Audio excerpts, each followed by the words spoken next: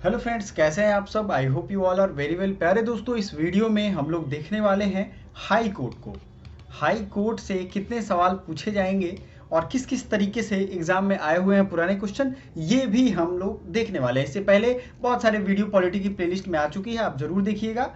तो high court जो है, आपको पता है, राज्य का जुडिशियरी का सबसे हाईएस्ट पोस्ट होता है। हाईएस्ट पोस्ट के जजेज वहां पे बैठते हैं, ठीक है। जुडिशियरी के मामले में सबसे हाईएस्ट पोस्ट होता है। अब हाई कोर्ट जो है, इसके बारे में क्यों पढ़ना है हमें, क्योंकि ये विधायिका का और कार्यपालिका का और न्यायपालिका, जो कि तीनों एक स्टेट को एक आकार देती है ना, उसका ये जुडिशियरी यानी न्यायपालिका का बहुत अच्छा पार्ट है। हिंदी और इंग्लिश दोनों में ये आपके मटेरियल होंगे, आपको टेंशन नहीं लेना है। भारत के संविधान के अनुसार उच्च न्यायालय राज्य के न्यायिक प्रशासन में शीर्ष स्थान रखता है, ठीक है, शीर्ष स्थान रखता है। और भारत का संविधान प्रत्येक राज्य के लिए एक उच्च न्यायालय प्रदान करता है। लेकिन 1956 के 7वें संशोधन के अनुसार, है ना, संसद को 2 या 2 से अधिक राज्यों के लिए एक सामान्य उच्च न्यायालय स्थापित करने के लिए अधिकृत किया गया है। इंग्लिश वाले बच्चे देख लें क्या है इसका meaning. According to constitution of India, the high court occupies the top position in judicial administration in the state. बात समझ में आया। The constitution of India provide for a high court for each state but 7th amendment act of 1956। तो पहला चीज आपको जो याद रखना है वो यही याद रखना है, जो लोग भी लाइव देख रहे हो कमेंट करते जाओ, ऐसे मूर्ति की तरह बैठना नहीं है। वो ये है कि कौन से अमेंडमेंट एक्ट के तहत इसको ये पावर दिया गया कि एक हाई कोर्ट 2 या 2 से अधिक क्षेत्रों को देखता रहेगा। तो ये 7th अमेंडमेंट एक्ट 1956 है। अगला आते हैं article, pardon me for articles wrong spelling, article 214 to 231 यानी 214 से 231 तक ये जो है। और पार्ट वी आई मतलब पार्ट 6 में हाई कोर्ट के organisation, independence and powers, procedure and so on, ये सब डिस्कस किए गए हैं। पार्ट कौन सा है, चलिए लिखते चलिए फटाफट से, मैं देख रहा हूं सबके कमेंट्स। पार्ट 6 हो गए और आर्टिकल्स जो है हमारे वो 214 हो गए, ठीक है। ये आपको याद रखना, 214 से 231 ये बहुत इंपॉर्टेंट है। वीवीआई है, आर्टिकल्स को हमने बहुत ही प्यार तरीके से आपको पढ़ाया हुआ है। अगर आपने पॉलिटी की प्लेलिस्ट में नहीं देखी है तो जरूर देखिए, बहुत ही अच्छे तरीके से आपको सारा आर्टिकल याद हो जाएगा। Article 215 states that every high court will be a court of record. इसका क्या मतलब है, हिंदी इंग्लिश दोनों में है, घबराना नहीं है आपको। देखिए 215 आर्टिकल कहता है कि एवरी हाई कोर्ट, हर एक हाई कोर्ट, ये कोर्ट ऑफ रिकॉर्ड होता है। कोर्ट ऑफ रिकॉर्ड क्या है, ध्यान से सुनिए मेरे प्यारे दोस्तों। इसके पहले मैंने सुप्रीम कोर्ट का वीडियो आपको प्रोवाइड करवाया था, सुप्रीम कोर्ट के बारे में पूरा पढ़ाया था मैंने आपको, और वो कहाँ है, वो भी एलएलबी की प्लेलिस्ट में है।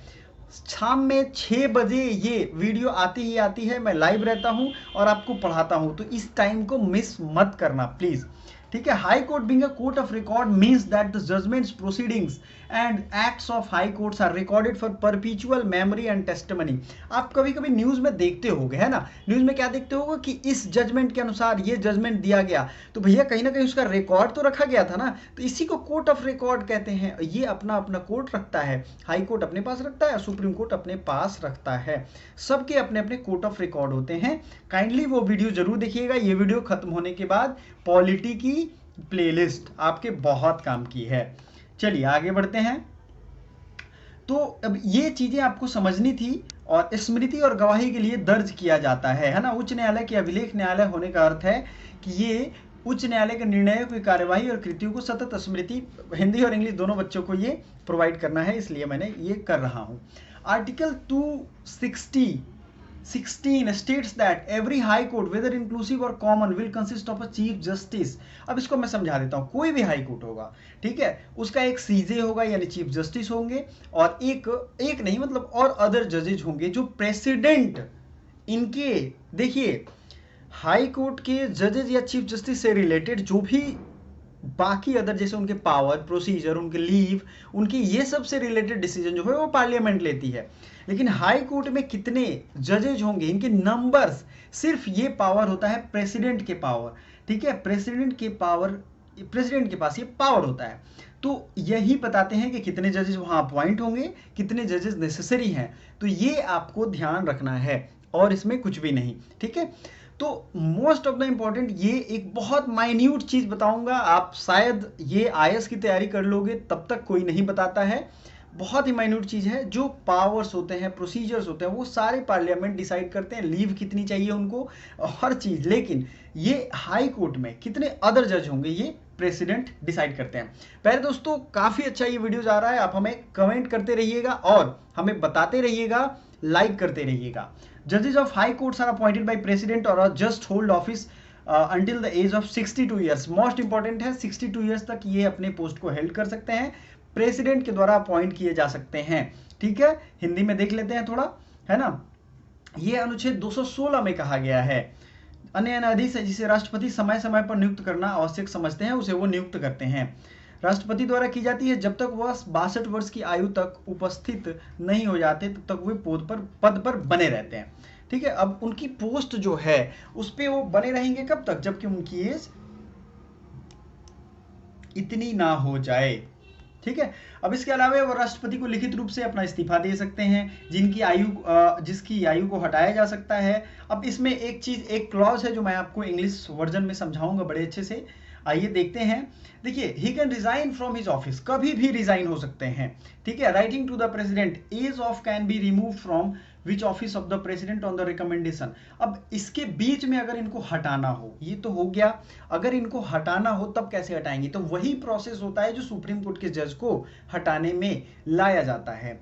ठीक है, ये आई थिंक 20 वीडियो हमारे हो चुके हैं अभी तक, अगर आपने नहीं देखा है तो जरूर देखिएगा, लाइन से हम आपको प्रोवाइड कर रहे हैं, पॉलिटी की प्लेलिस्ट में सब लाइन से है। एक टारगेट तय कर लो एक सप्ताह और सबके सब देख जाओ आप।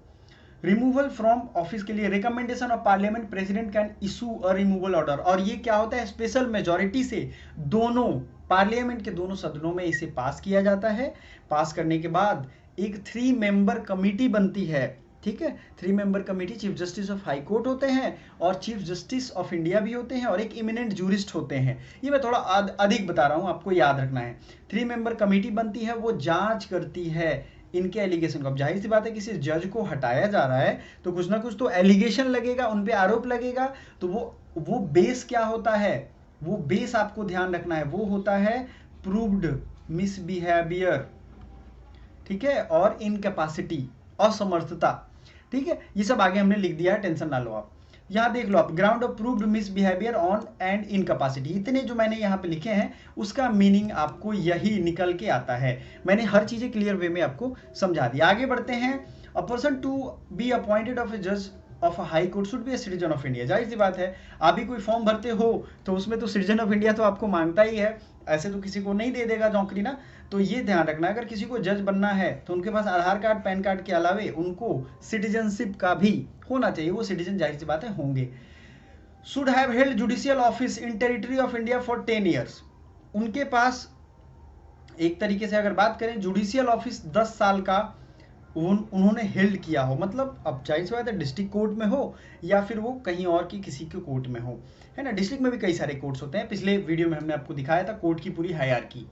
उसमें एडवोकेट भी हो सकते हैं 10 साल के, तभी उनके एलिवेट किया जाता है हाई कोर्ट में। ठीक है, ये आपको ध्यान रखना है। अब आते हैं article 202(3). The emoluments and allowances of the governor and other expenditure related to office are charged on consolidated fund of the state. अब जो भी लोग अभी तक देख रहे हैं उनको एक बहुत ही इंपॉर्टेंट आपको मैं बता रहा हूं ये चीज, कि देखिए इनका जो सारा ऑफिस का खर्चा है, इनकी सैलरी तक, है ना, ये कंसोलिडेटेड फंड ऑफ स्टेट पे आता है, और इनका पेंशन जो है वो कंसोलिडेटेड फंड ऑफ इंडिया से आता है। ये याद रखिएगा मेरे भाइयों, मैंने हिंदी में लिखा हुआ है, आपको टेंशन नहीं लेना है। ठीक है, ये आपको समझना चाहिए। परिलब्धियों में भत्तों का कार्यालय संबंधित अन्वयों को राज्य की संचित निधि पर भारित किया जाता है। बात समझ रहे हो आप, तो इसका ध्यान रखना है। आगे बढ़ते हैं वीडियो में और समझते हैं कि इसके आगे का क्या क्या है। अनुच्छेद 223 के अनुसार राष्ट्रपति उच्च न्यायालय के कार्यवाहक मुख्य न्यायाधीश के रूप में उच्च न्यायालय के न्यायाधीश की नियुक्ति कर सकता है। मुख्य न्यायाधीश का पद रिक्त है या उच्च न्यायालय का मुख्य न्यायाधीश अस्थायी रूप से अनुपस्थित है। अब ये एडहॉक या टेम्पररी जज कब बनाए जाते हैं, ये कौन बनाता है, मतलब कोई जज अगर पोस्ट उसका खाली है तो प्रेसिडेंट ये कर सकता है कि वहां पे जजों की नियुक्ति कर सकता है कि आप टेम्पररी चीफ जस्टिस बन जाइए। यही चीजें यहाँ पे लिखी गई हैं। ठीक है, तो उच्च न्यायालय का मुख्य न्यायाधीश अस्थायी रूप से अनुपस्थित है या मुख्य न्यायाधीश अपने कर्तव्यों का पालन करने में असमर्थ हो सकता है बीमार हो सकता है वो किसी काम से विदेश दौरे पे हो, तो उस टाइम पे ये प्रेसिडेंट ही कार्यवाहक मुख्य न्यायाधीश, यानी कार्यवाहक मुख्य न्यायाधीश का मतलब क्या होता है, जो टेम्पररी बेसिस पे उनके कार्यों को संभालेगा। According to Article 223, the President can appoint a judge of a High Court as an acting Chief Justice of High Court with the office of Chief Justice is vacant or the Chief Justice of High Court is temporarily absent. समझ में आया आपको? ये काफी most important चीज है high court के बारे में। अब आपसे मैं 2-3 क्वेश्चन पूछने वाला हूं। पहला क्वेश्चन का आपको जवाब देना है कि हाई कोर्ट के जजेस की रिटायरमेंट की एज कितनी होती है, ठीक है, रिटायरमेंट की एज। और ये दूसरा क्वेश्चन है, इस एज को, ठीक है, इस एज को कौन डिसाइड करता है, ठीक है, अगर एज वाले मैटर में कुछ आपको दिक्कत आती है तो कौन डिसाइड करता है। ऑप्शन 1 है पार्लियामेंट, ऑप्शन बी है प्रेसिडेंट। देखता हूं कितने बच्चों ने ध्यान से इसे समझा है। तीसरी चीज है, अगर उनके लीव, पेंशन या उनके वेतन भत्ते, ऑफिस का खर्चा, इन सब के बारे में अगर उसको बदलना हो, कम करना हो या ज्यादा करना हो, हालांकि उनको अपॉइंटमेंट के बाद कम नहीं किया जा सकता है, तो ये पावर किसके पास होता है। कठिन प्रश्न है लेकिन आप कर लोगे, ठीक है। अब आते हैं आर्टिकल 226 के अनुसार constitution empowers the high court to issue writs, sorry writs लिखा हुआ WRITS, writs for the enforcement of fundamental rights of citizen. अब ये फंडामेंटल राइट्स ऑफ सिटीजन के लिए इनको रीट्स प्रोवाइड कौन करता है बताइए। तो ये रीट्स जो होते हैं सुप्रीम कोर्ट के केस में भी होते हैं आर्टिकल 32 के तहत, और रीट्स का एक स्पेशल वीडियो हमारे पॉलिटी के प्लेलिस्ट में पड़ा हुआ है, आपको देखना चाहिए।